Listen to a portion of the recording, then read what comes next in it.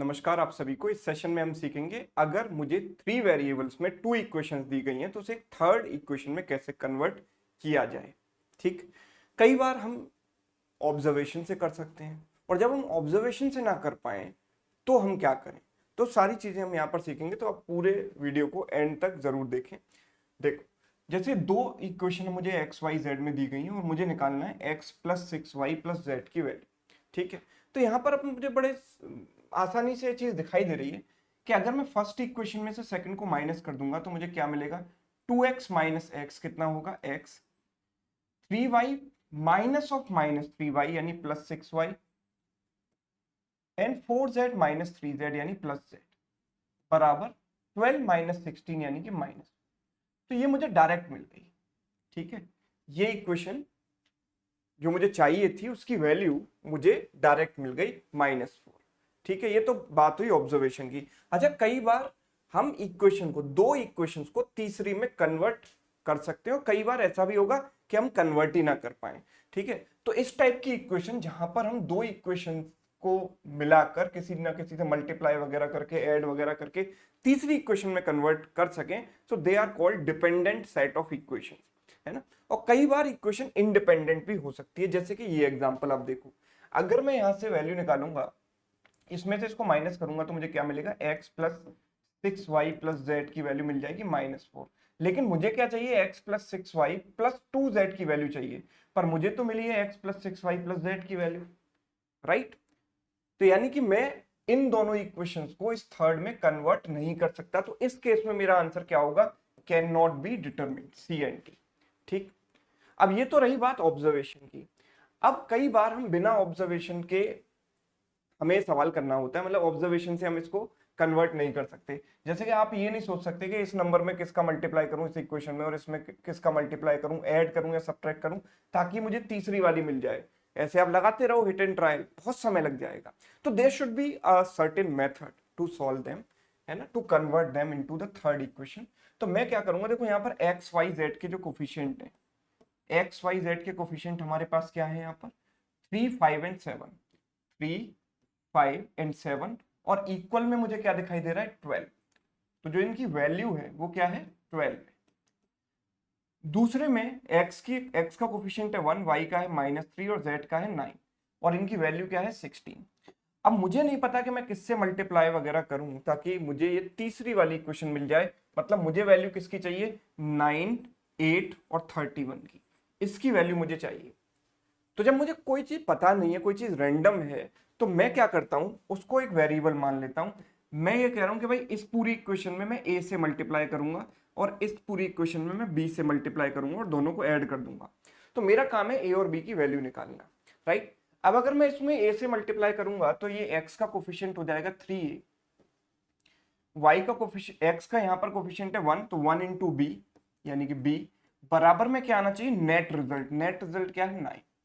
Similarly y का coefficient आप देखो यहाँ पर क्या आएगा, 5a -3 इंटू बी बराबर में net result which is what, 8।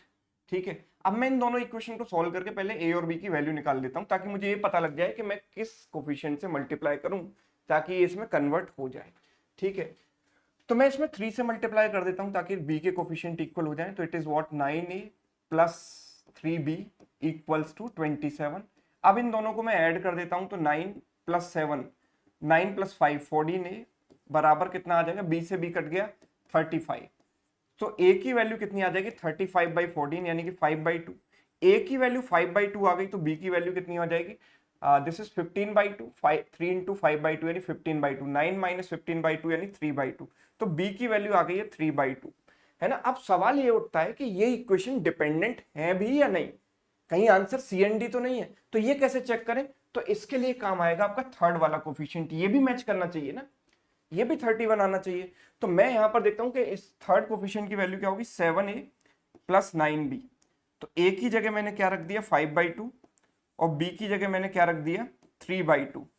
So it is 35 plus 27, it is what, 62/2 यानी कितना आ रहा है, 31 आ रहा है। मैच कर रहा है या नहीं, बिल्कुल मैच कर रहा है। That means these equations are convertible और we can say they are dependent equations.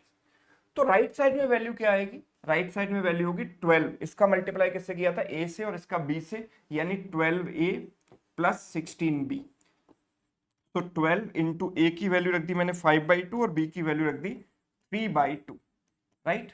It goes 8 times, it goes 6 times, so 30 plus 24, my answer is 54। तो इस सवाल का जो आंसर होगा 54 होगा, मतलब इक्वल में 54 आएगा। तो this is a method by which you can convert any two equations into third equation. अगला सवाल देखिए।